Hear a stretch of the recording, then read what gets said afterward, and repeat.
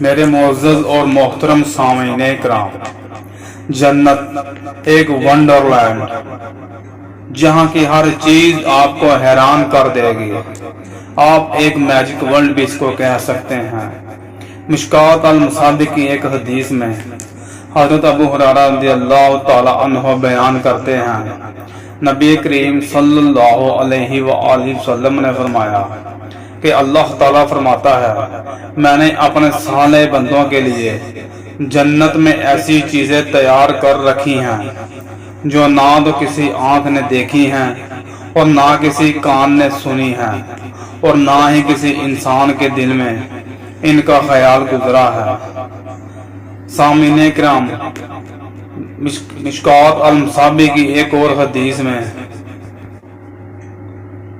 حضرت ابو ہریرہ رضی اللہ تعالی عنہ نے نبی کریم صلی اللہ علیہ وآلہ وسلم سے روایت کی کہ آپ صلی اللہ علیہ وآلہ وسلم نے فرمایا، ایک اعلان کرنے والا اعلان کرے گا کہ یقیناً تمہارے لیے یہ انعام بھی ہے کہ تم ہمیشہ صحت مند رہو گے، کبھی بیمار نہ پڑو گے، اور یہ بھی تمہارے لیے ہے کہ زندہ رہو گے، کبھی موت کا شکار نہیں ہوگے، اور یہ بھی تمہارے لیے ہے کہ جوان رہو گے، کبھی بوڑھے نہ ہوں گے، اور یہ بھی تمہارے لیے ہے کہ ہمیشہ ناز و نعم میں رہو گے، کبھی زحمت نہ دیکھو گے۔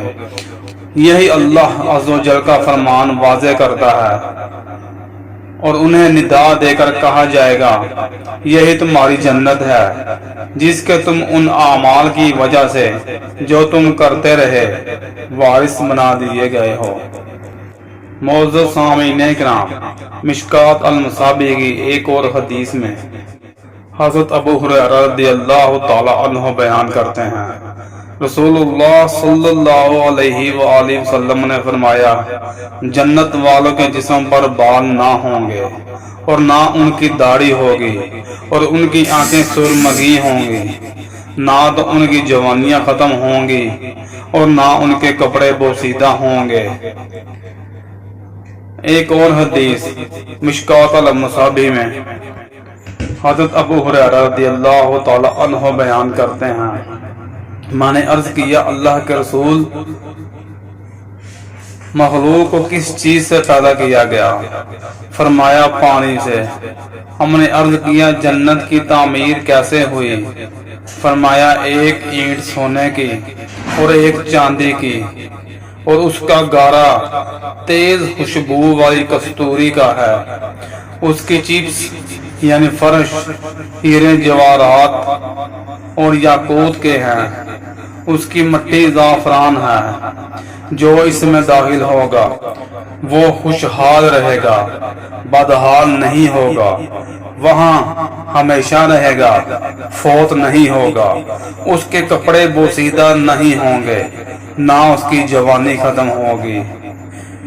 ناظرین کرام، ایک اور حدیث وہ بھی مشکوٰۃ المصابیح کی، حضرت علی رضی اللہ تعالی عنہ بیان کرتے ہیں، رسول اللہ صلی اللہ علیہ وآلہ وسلم نے فرمایا، جنت میں ایک بازار ہے لیکن وہاں کوئی خرید و فروخت نہیں ہوگی، البتہ وہاں مردوں اور عورتوں کی تصویریں ہوں گی۔